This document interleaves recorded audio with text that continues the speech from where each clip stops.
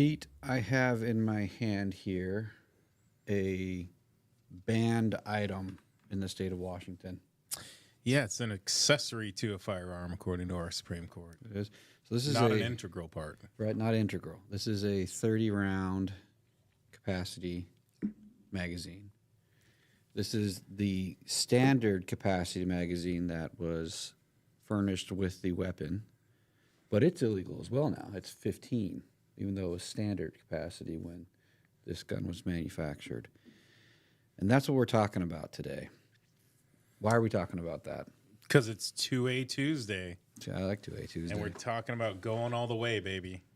Scoring the touchdown at the United States Supreme Court. And that's what we plan on doing. That's crazy. Yeah, I mean, it's funny. When we kicked around the idea of the foundation, we talked about fighting for our rights. And, one day we'll go to the Supreme Court. And it was like, this starry-eyed gaze kind of notion that we'd bring issues that were important enough that the U.S. Supreme Court would want to hear them. And I believe that the Gators gun case is that issue. Not the sole issue that we work on, but the first, I believe, of several. For folks following along, obviously, let's just start with what we're doing here. We're educating you, but it's a hard pitch. This is not going to be cheap.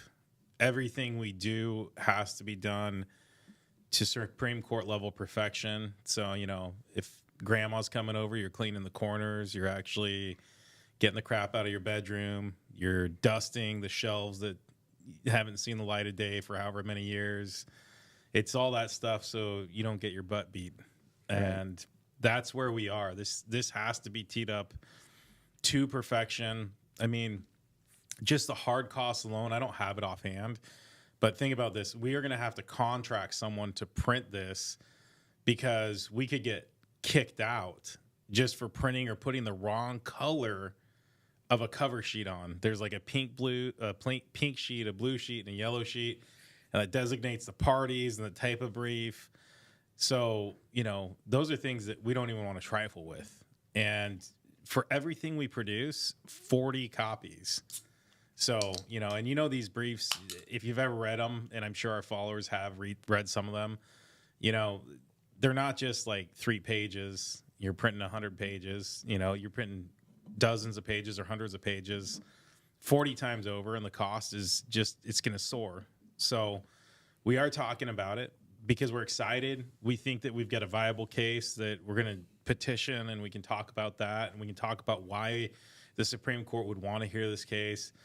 But the only way we do it is the support. And while we appreciate the attaboys, the prayers, and we need all those, we absolutely and desperately need to fund this case. Otherwise, we'll get to the goal line and we'll Marshawn Lynch it, or I guess throw Russell Wilson. I get Russell Wilson. That's fair. It's not Lynch's fault. No, he didn't get the touch. Marshawn would have put it in. So it's still a little bitter about that. I know you're a 49ers fan, but we don't hold that against you. I mean, I guess I kind of not do, here. Beyond the cost of printing the paper, beyond the cost of just the boring legal stuff.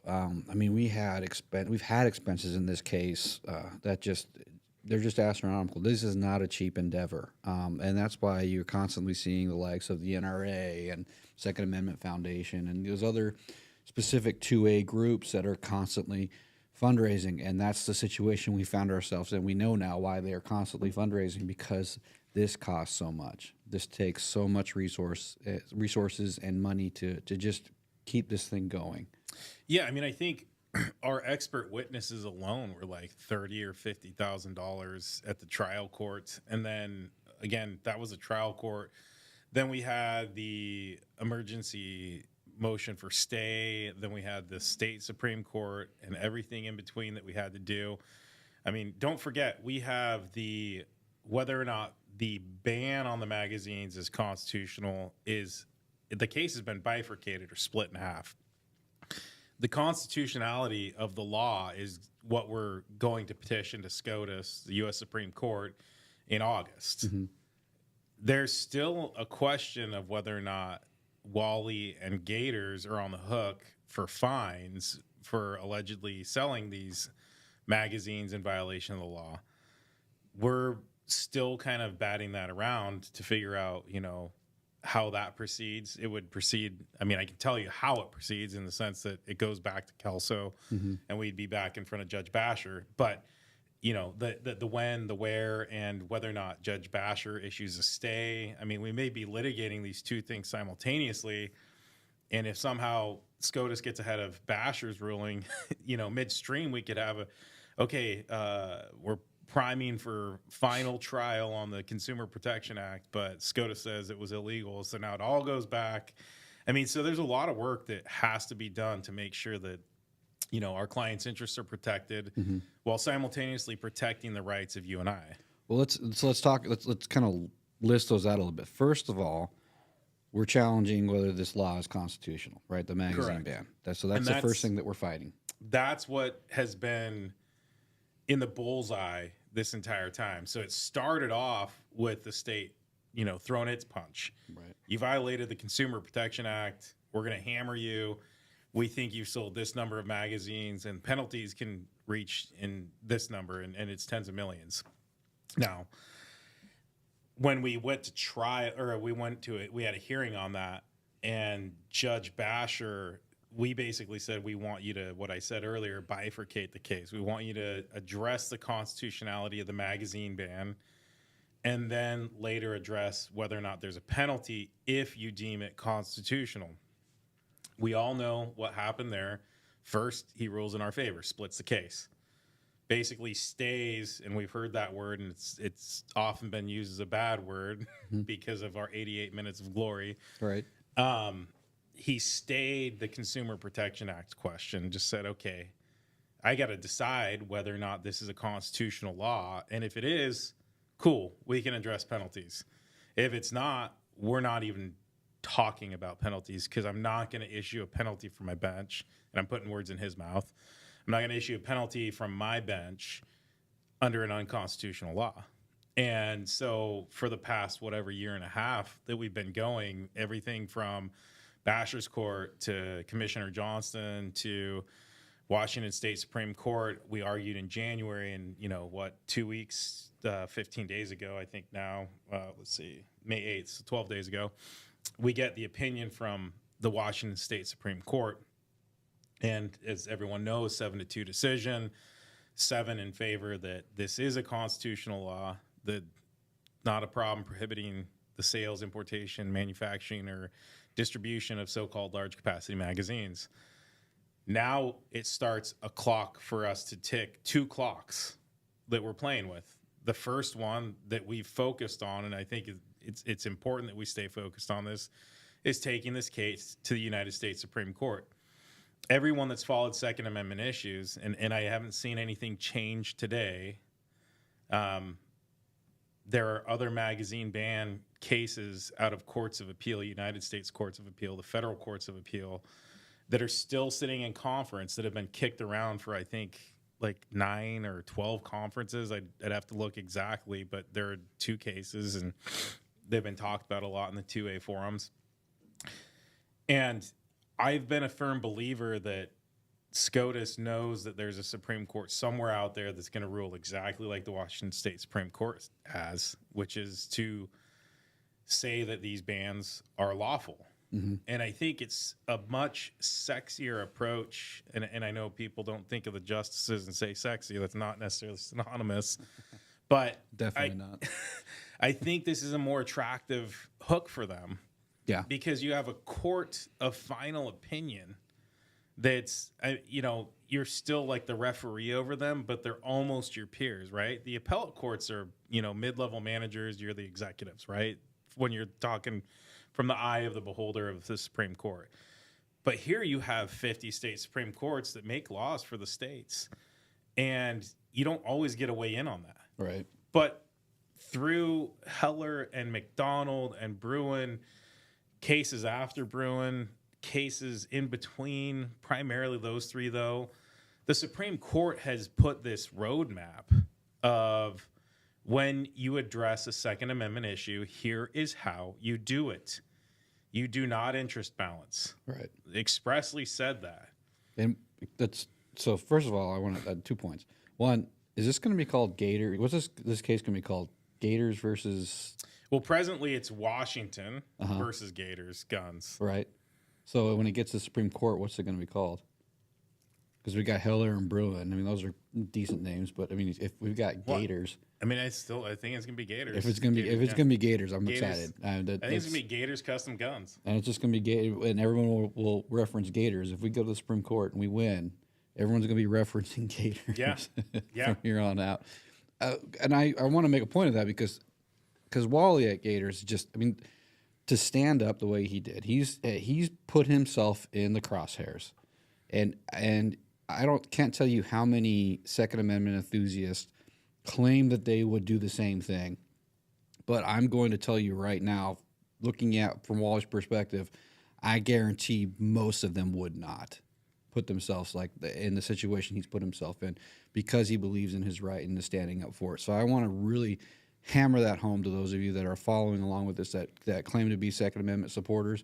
Put your money where your mouth is. You know, Wally really has in this situation. And guess what? His Gators is going to be etched into history because of his willingness to do that. Not just because he's a veteran and all the other things that he's sacrificed in his life for his country and his beliefs and his principles, but because he's been willing to stand up and put his life on the line and that legacy as well. And I had a second point, but I can't remember what it was now because I went so far into this. You were talking about what was the next thing? About the case, and we were talking about the magazine ban and Heller and Bruin.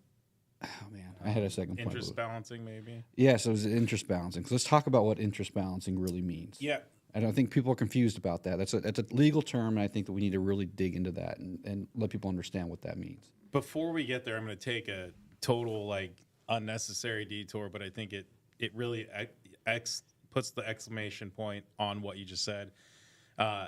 You know this, not the followers. I was in Las Vegas at a real estate conference on behalf of the city of Pasco this past weekend. A gentleman came up to me and, got the classic, "Oh, hey, Washington." I look, he's got Longview, Washington, because it'll have your name, your title, and then where you're from, right? Right.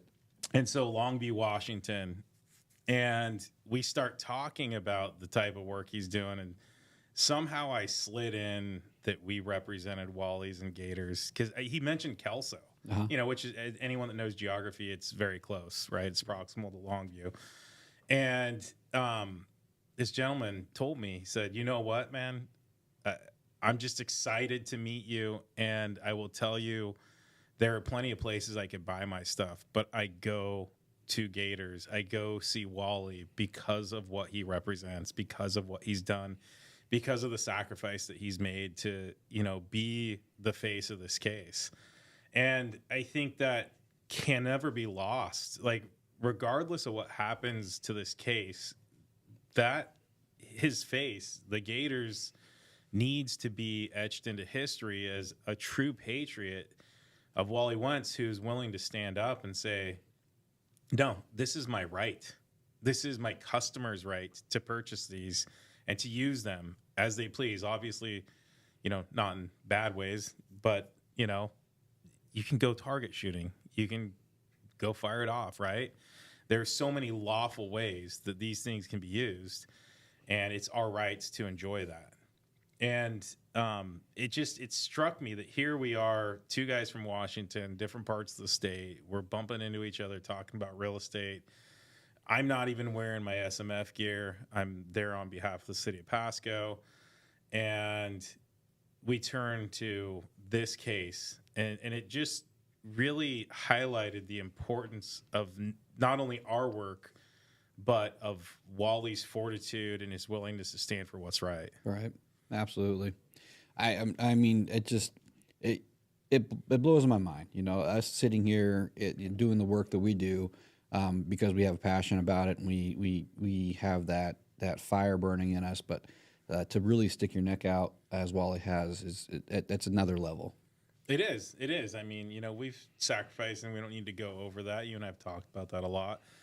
But, I don't know that I necessarily would have been in a position if they were like, hey, we think we're going to extract millions of dollars from you and just ruin you, especially, he's an older guy than us. I'm not going to say he's old because he's ageless. My kids would say I'm old, so. But, that's not the time when you want to mess around with risk of penalties. And not at all. Wally has said this, as long as you're standing by me, I'm still standing, and that to me is like, this is the biggest compliment I can get. It's always nice to have a client that's willing to go, make hay with you. But, he really has not only supported us, but he trusts us. And that means the world to me, to you, to Austin, to the team, that we have like his trust. Yeah. When we have pretty much everything in our hands. And, I want to underscore this. Like, it's not a responsibility that we just take lightly and say, oh, crap, we lost a case or, stupid Supreme Court. We got the decision. I'm not going to lie. I was excited that we had two dissenters. Right. We have to call that for what it is. We had Justices Gordon MacLeod and Whitener, with Gordon MacLeod authoring the opinion, like, hey, dude, this is not constitutional. That's great. That's a start. And we talk about this often, and probably another podcast before I get too long-winded. We talk about how dissents become majorities. Mm-hmm. And especially since the way the majority wrote this and the way the dissent wrote theirs, I firmly believe that this case is tailor-made for the U.S. Supreme Court. So in the dissent, and I haven't read it all the way through, did they mention the interest balancing issue? I'll be honest, I'd have to look to see if they expressly called it that, but they analyzed it the same way, because interest balancing is where the state can't say X is more important than Y. In this case, public safety, preserving lives is more important than your alleged Second Amendment rights. So, it's how they like to tailor this. Right. Alleged second. Right. And I want to drive that home because to your point about the dissent saying it's not constitutional, we're not crazy over here. And that's what that dissent means. Is we're not crazy thinking that we're reading this, thinking it says one thing and it says something different, or there's some hidden meaning to it. The Second Amendment is very, very clear. And Article 1, Section 24 of the state constitution, very, very clear. And the intent when they were written was very, very clear. It has only been in the last 20 years, maybe decade, that they have reinterpreted these to mean something different. And so when interest balancing is introduced, what's going on here? That's again the state's weighted version of public safety over your rights. And the Supreme Court expressly rejected that. They did so in Heller and McDonald, and then they reiterated, don't forget, in Bruin, don't forget, in Heller and McDonald, we said this, no interest balancing. For anyone that's following along, obviously Bruin's a couple years old at this point, but if you haven't read it, there's what's called the syllabus, and that's like the Cliff Notes version. The Supreme Court, the U.S. Supreme Court, not our state Supreme Court, the U.S. Supreme Court, when it has especially lengthy opinions and dissents, it'll go through and it'll have a syllabus, which is usually, if the majority opinion on that one's almost 60 pages, then there's like another 50 pages of concurring and dissent. And the syllabus is probably 3 or 4 pages. And it basically says we held, and it gives like 1, 2, 3, 4 in a paragraph of each. And it talks about interest balancing. So if someone doesn't feel like reading a whole law review article in a U.S. Supreme Court opinion, take a look at the syllabus, and that'll give you the roadmap. And they very expressly, not only in the syllabus, but in the main body of the document of the main court opinion, reject interest balancing, and do so looking backwards, not forwards, saying, hey, we rejected this before. It also requires that these laws, be compliant or consistent with the tradition of the regulation of firearms, right? That they look to the text and the history. And under those circumstances, not only is interest balancing prohibited, so you can't say we're going to save lives with this rule, but you also have to look at whether it's congruent with text and history of the Second Amendment. And of course, we believe, and I believe not only do we, but the dissent, which we believe got it right in the Gators Washington Supreme Court case, talks about how all of those flow. They're, interest balancing is prohibited. You can't just say this is going to save lives. You can't say that only 2.2 rounds are shot in self-defense. They outrightly reject the self-defense argument. And I think the beauty of the majority opinion is they rely heavily on those things. Right. They rely heavily on the state's expert for the definition of the term arms. Thus, LCM is not an arm. It's not an integral part. Not an arm, but illegal. Exactly. Not an arm, but illegal. I just want to make that. I mean, this piece of equipment And it's not integral. is not integral, not an arm, but illegal. Very dangerous, not an arm. Yeah. And I'm not going to go hit you over the head with it. Yeah. Though actually, as it is right now, it probably would do some serious Yeah, I'm sure damage. it would. I'm not going to offer my school up. Yeah. And so, when we look at this case, again, we look at what the majority opinion has. And quite frankly, I think the dissent almost writes our brief for us to the U.S. Supreme Court, because they take such a deep dive into what was said in the majority opinion. There are a couple things that I just wanted to share from the majority opinion about why I think, assuming the other two cases from the courts of appeal aren't taken before ours, meaning U.S. Supreme Court grants review of those cases, if they keep kicking those things down the road in conference, there are a couple of things specific to the majority opinion out of the Washington State Supreme Court. And I'm going to read them, and we can talk about them a little bit.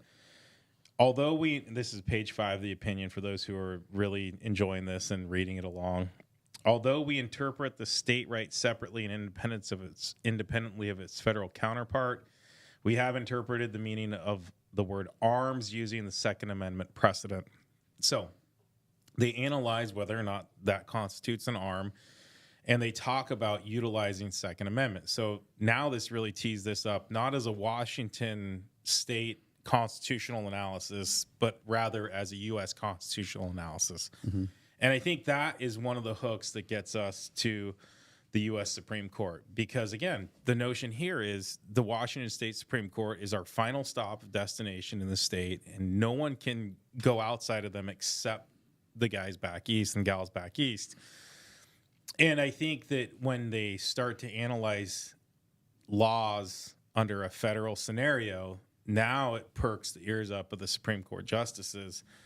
And they just make this definitive statement. Thus, our interpretation of the scope of the two protections, that is the meaning of arms under Article 1, Section 24, and the Second Amendment is not inconsistent. Again, they're really hammering this notion that arms, they're analyzing whether or not that constitutes an arm under the Second Amendment. And again, I think that's one of the big hooks where SCOTUS is going to look at this and say, okay, you used our definitions. I mean, you didn't, but you used allegedly our definitions. You tried to. You thought about it. You referenced them. Thanks for the footnote. And then so there's that element of it. And like I mentioned, they talk about their the state's linguistic professor and all that crap. And I don't think that's going to appeal to the U.S. Supreme Court. Back to interest balancing, the state argues that LCMs have virtually no utility for self-defense because, quote, individuals almost never fire more than 10 rounds in self-defense, end quote. And they talk about the average number of 2.2. That's pages 6 and 7. And so that's bringing us back into interest balancing. And then they give a nice little roadmap, kind of a segue into a different part of the analysis. But they say, we conclude that LCMs are not protected by Article 1, Section 24, because LCMs are not instruments designed as weapons. LCMs are not traditionally commonly used for self-defense, and the right to purchase an LCM is not among the ancillary rights necessary to the realization of the core right to bear arms in self-defense. Now, that third part about the corollary rights is There was a case out of the Ninth Circuit, which is our federal appellate court here in Washington, called Teixeira.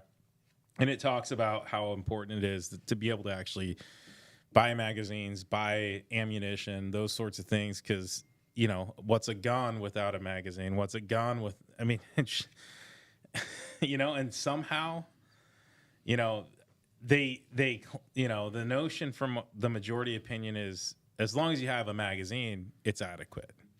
Whether it's 1 round, 2 rounds. I mean, I don't know how you'd insert a 1-round magazine, but it seems that they believe that's possible and that it would fire properly. And so that's what they're calling the ancillary rights. Ammunition, you know, that's an absolute ancillary right, right? Right. Because if you can't have a projectile, you don't have a gun.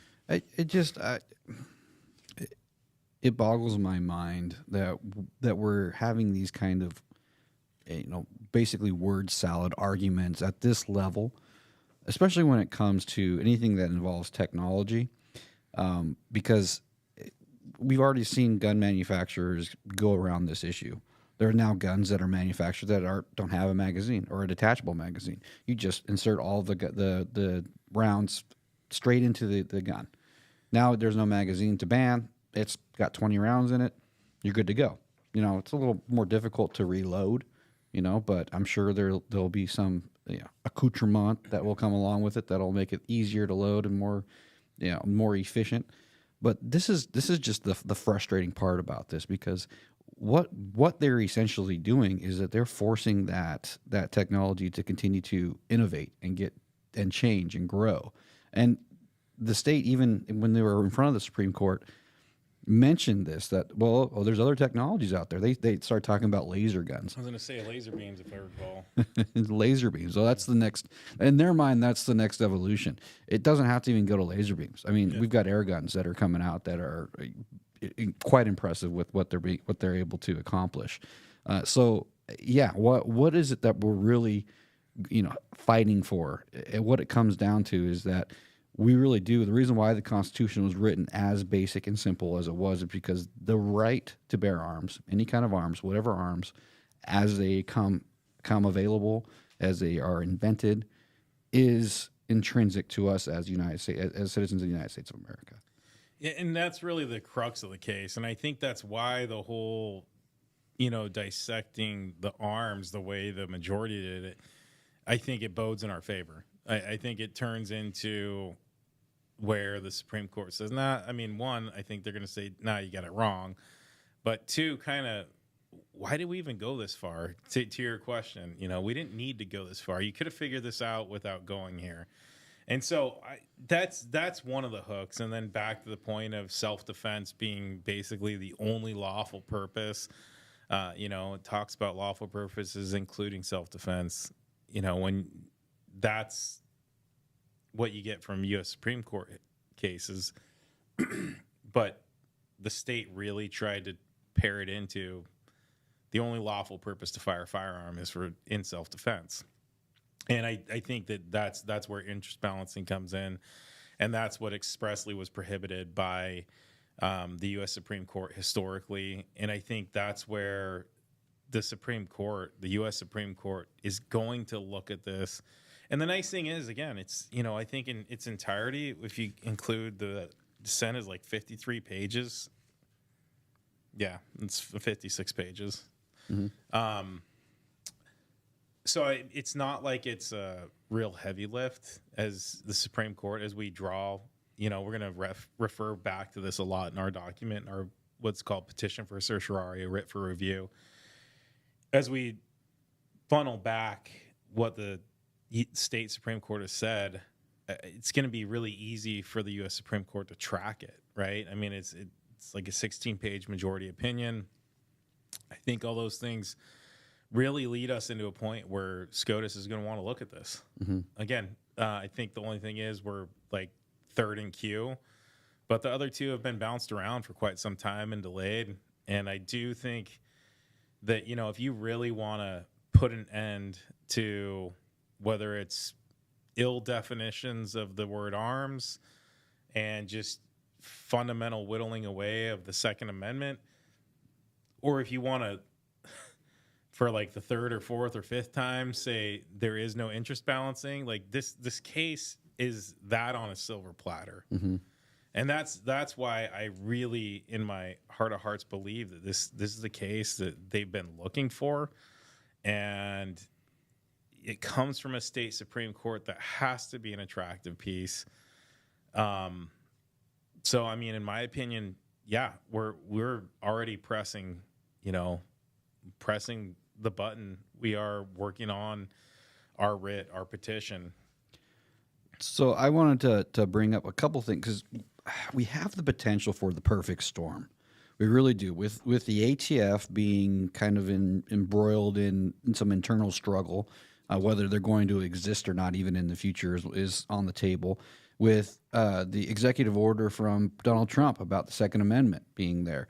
With this case now, this could be the nail in the coffin for all those people that are trying to take our gun rights away, that are fighting for us, that finally says and denotes, and I'm not going to say we're never going to have our rights challenged again, but at least in our lifetime, we have a chance to put a mark on this argument that is going to be very, very, very hard to overturn or change without a constitutional, amendment being put out there.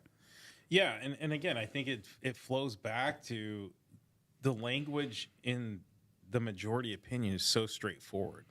I mean, I don't think this is it's not crazy legalese. I think most members of the public can read and understand what they said. I'm not suggesting they're right or that any of us would agree with them, but I think it's so clearly written, and I think that's a huge favor to us. It's a huge favor to our Second Amendment, and it's a huge favor to Wally and Gators. Well, so clearly written wrong. Yeah. And it just, just reading what I have read, so clearly stated that they don't understand what it is they're ruling on, what it is that they're opining on. Yeah, and that's why I think this is the perfect storm for the U.S. Supreme Court to look at the issue and put its final stamp of disapproval on it. And I mean, that's why, I started off it's going to cost us a lot of money. We've got to fundraise on it. We got to make sure that we're able to keep the lights on here at SMF. But this is our opportunity to finally put Washington to work for good. Right. We get these crappy decisions out of a lot of courts. We get really crappy legislation out of our legislature.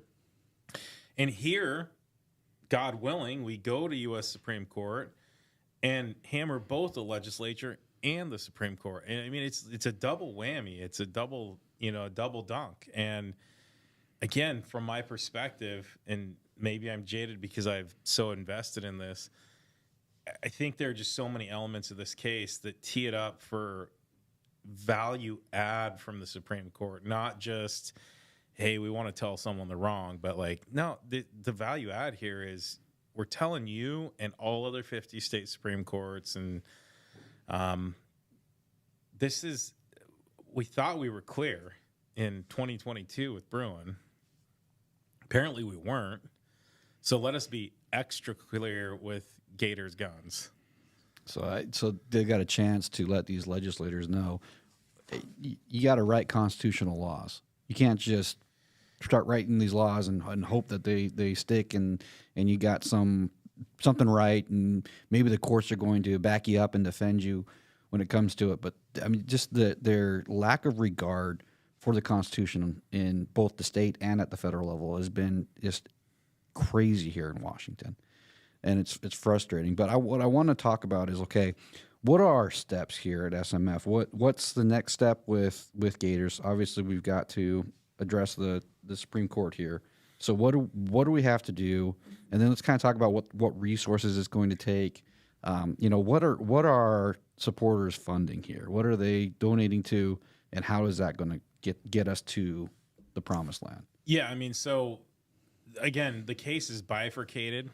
I don't know what level of energy we're going to have to put into the Consumer Protection Act.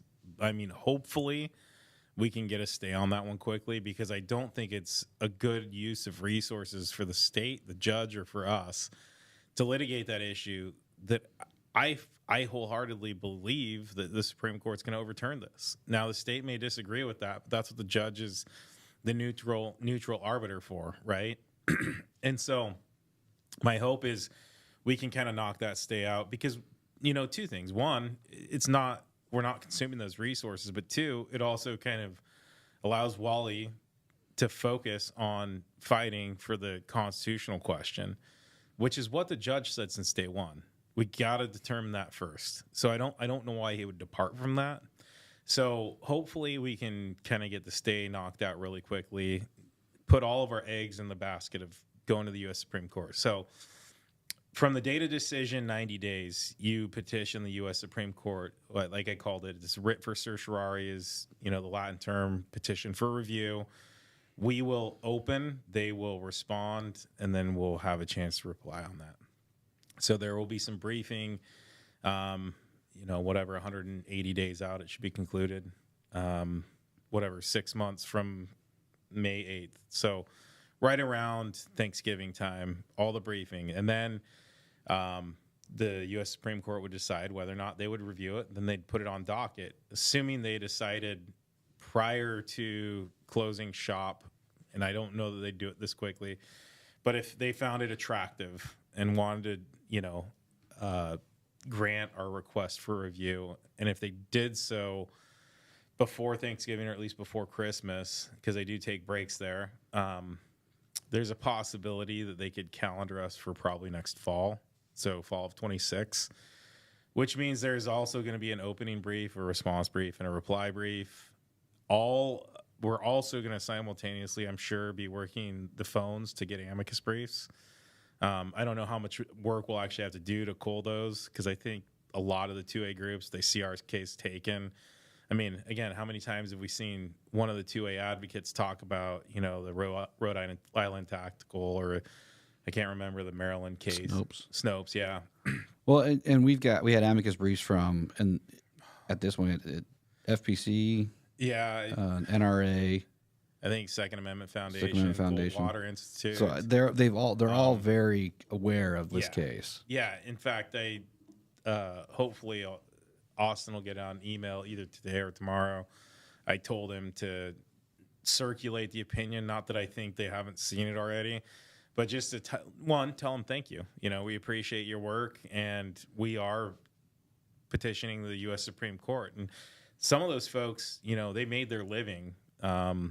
Clement Murphy's, it's a law firm, but they've done a lot of the litigation on behalf of all those groups. Obviously, we can't afford them.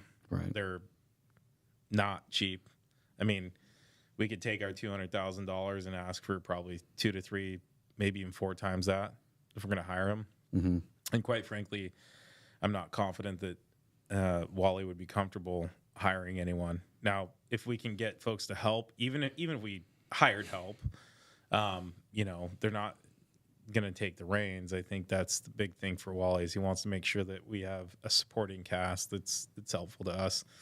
And, Austin and I have talked about this. If we get someone who's argued before the Supreme Court 3-4 dozen times that knows the judges on a visual basis, that may be in our client's best interest. That may be in our right's best interest. Right. I'm not saying we would not show up and not be there at council table, but if there's opportunity to bring someone who is a familiar face that would be helpful to getting, the right thing said. Mm-hmm. I mean, obviously there's no secret handshake, but there's a secret handshake, right. And so what you're saying is we're not pulling any stops here. This is all out. I mean, we are against a state that's running whatever deficit it's going to run, and then it's going to increase taxes on us, and then it's going to spend whatever the hell it wants on this. And then they just signed another bill. Governor Ferguson just signed another bill. This is the day Governor Ferguson signed the bill for the permit to purchase here in Washington. Yeah. You got to have to ask the state to have your right. Yep. And if I recall, no, that one didn't have an emergency clause. No, that one's, I think, it's like 26. 26 or 27. They pushed it out. They wanted to take your right away, but they're going to push it out far enough that you forget about it until all of a sudden one day you won't have it anymore. Well, and fortunately, there's some litigation on that issue in other states, but that's again another podcast for another day. So look, I mean, it's a ton of work. I mean, so there's all the brief writing, then there's all the conversation that's had in between the brief writing, and then there's what we call a moot court. It's it's a pretend court, and whether or not Austin argues or I argue or we have someone else who comes along and argues because again they're a familiar face to those justices, we'll figure that out down the road. I'm not worried about it, but it's going to be a time and resource suck. And I don't mean that in a negative way because we get, God willing, we get to be before the U.S. Supreme Court on a fundamental right. Like, that's cool. That's phenomenal. Well, and from a donor's perspective or supporter's perspective, if you're donating from across the country, first of all, thank you. But if you're donating from here in Washington, you get to participate in this. You get to say, screw you, Ferguson, because he was the AG when this happened. Screw you, legislature, for passing this law in the first place and not asking we the people for permission to pass this law. And screw you for taking our constitutional rights. We're going to fight this. We're going to go to Supreme Court and we're going to fight for our right, and we're not going to stop. And today being the day it is, there's a lot of rumblings about just not following the law. Just saying, screw it. It's unconstitutional. We're not going to follow this. It's our duty to not do that. Well, I'm not going to tell you to do that, but I'm going to say this is your opportunity to say screw you in a legal way. Yeah. And this is your opportunity to jump on the bus, come along with us. This is our road to SCOTUS. Let's go get our rights back. And that's exactly why we're going to pursue that road.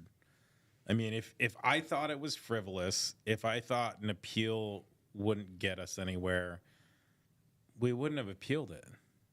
But to me, it makes absolute sense to take this case to the U.S. Supreme Court. It does. I mean, one, you can fall back on the silly notion of we've gone this far, we might as well finish it. Like, no, that's not it. This is, we gave them being the state Supreme Court, the analysis they needed to uphold our rights. And they botched it. Mm-hmm. And to me, again, there's several factors that weigh into why SCOTUS wants this. And I do believe, like I said, I know other folks disagree. I do believe they've been waiting for this case, maybe not knowing that it's this case, but this out of a state Supreme Court. I mean, the analysis is so clear. I mean, it's, I don't want to oversimplify it because folks be like, well, then why do you have to work so hard?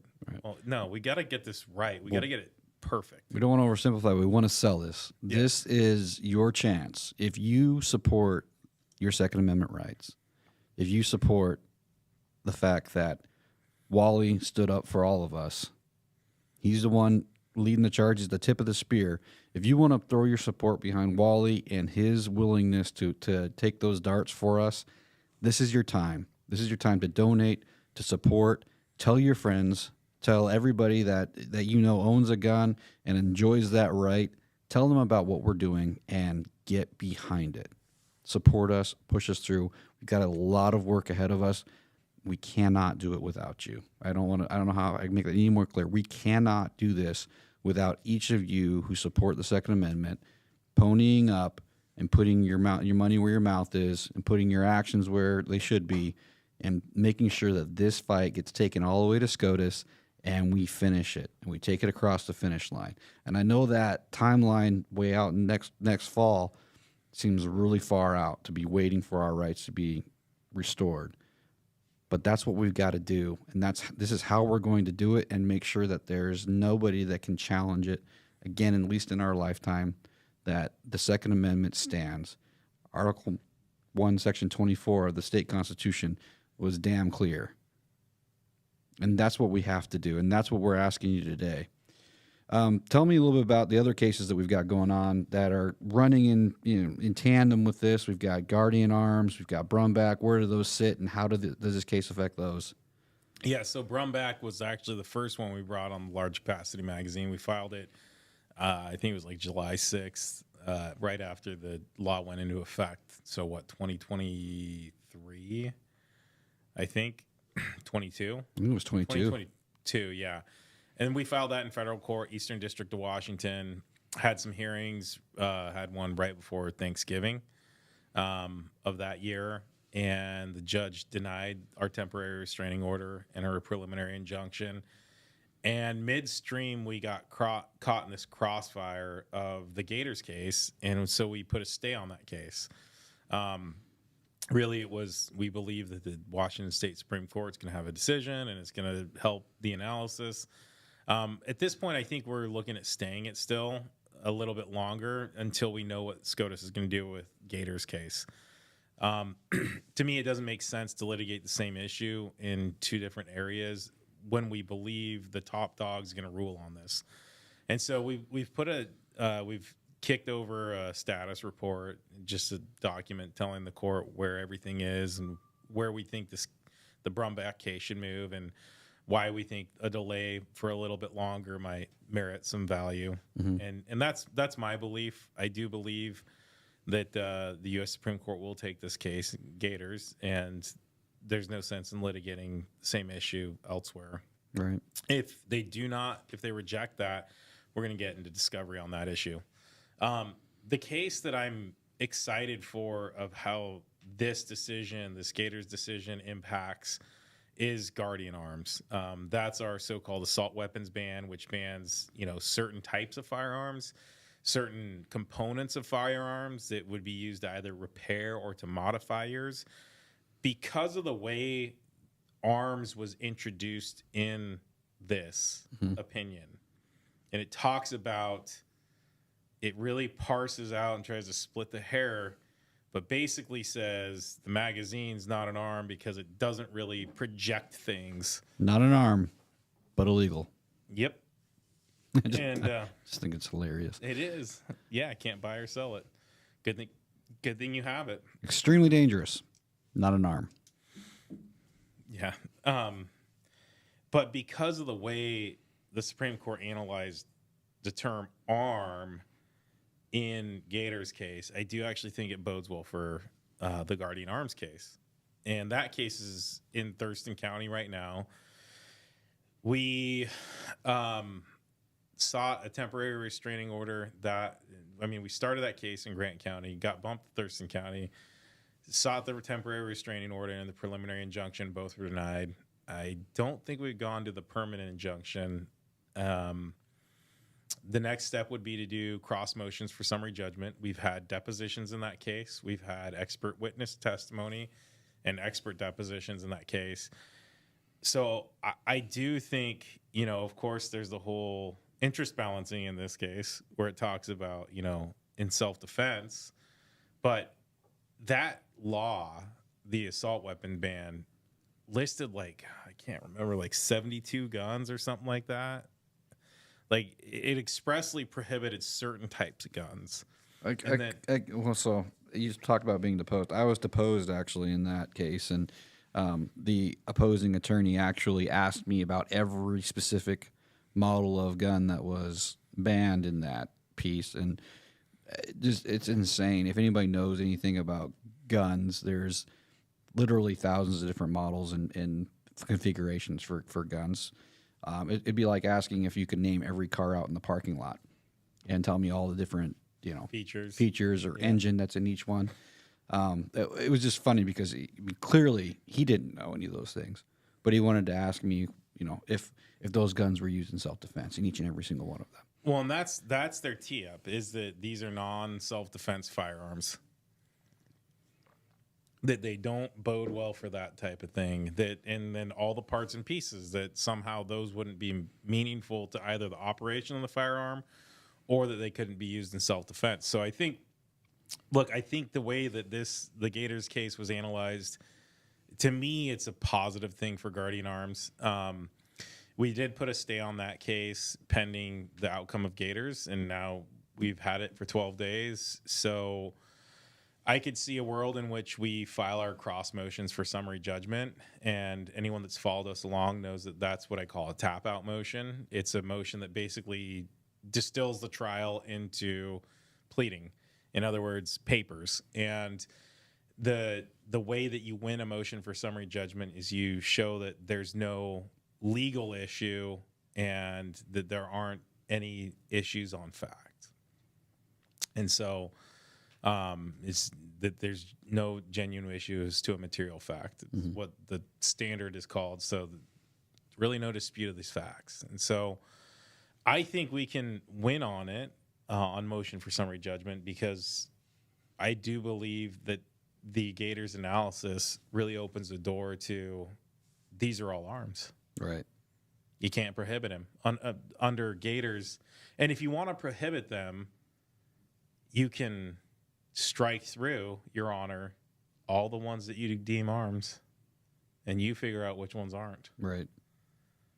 And I can't believe that there will be a judge that's going to sit there and literally oh no, that one's not an arm. That one's, that one's prohibited. The circuitous logic here just drives me insane. Well, it does, but while I don't enjoy it either, I do think that that's what helps us with guardian arms.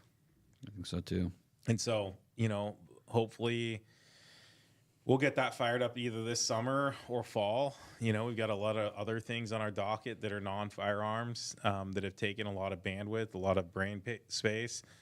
And obviously we've pled hard for money. We're going to plead harder for money. Yeah, we're going to need it for all these cases to continue to go forward. So we're going to set up campaigns for these. If you're following along and you want to support, we'll have a Second Amendment, just overarching umbrella fund you can fund. We'll have funds for individual cases if you deem that one of them is more important to you than the other.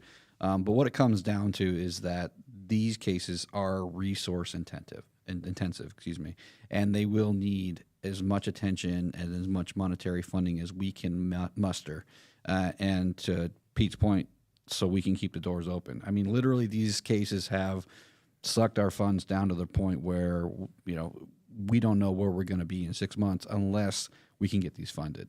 Because to his point, we are going to pursue this. And if we pursue this and pursue it to the point where we can't do it anymore, that's the way the cookie crumbles. But with your support, with your help, that means we can get this over the finish line.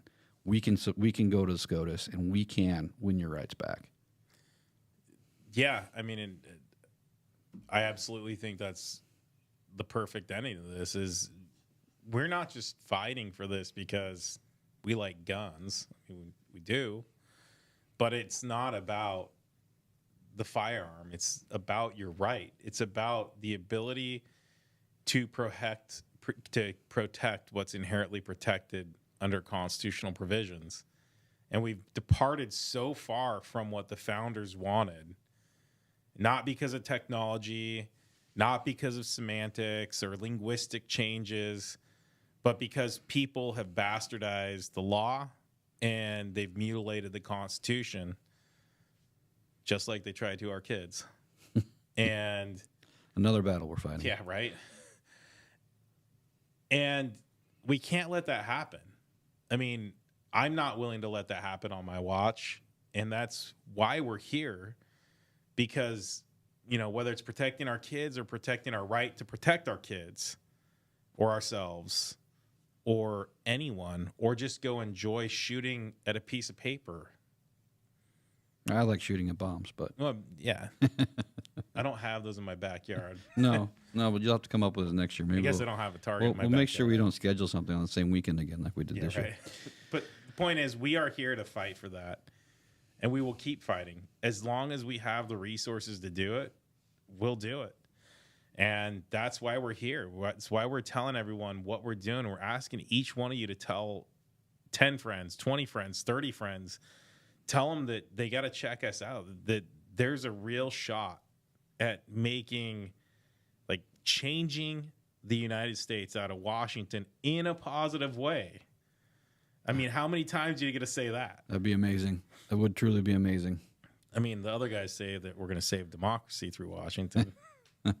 Well, then they think they're in some sort of constitutional crisis. I'm not quite sure what constitution it is that they're in a crisis, though, but it's not the one that we all read. Not the United States Constitution or Washington State. It's an alternative lifestyle constitution, I guess. Anyway, hey, thank you for for tuning in. We'll try and keep you updated as much as possible. Today was 2A Tuesday. That's why we gave you an update on all of our 2A. We are accepting funds and donations. We need them. You need them because it's your right we're fighting for. And thanks again, and we'll talk to you soon.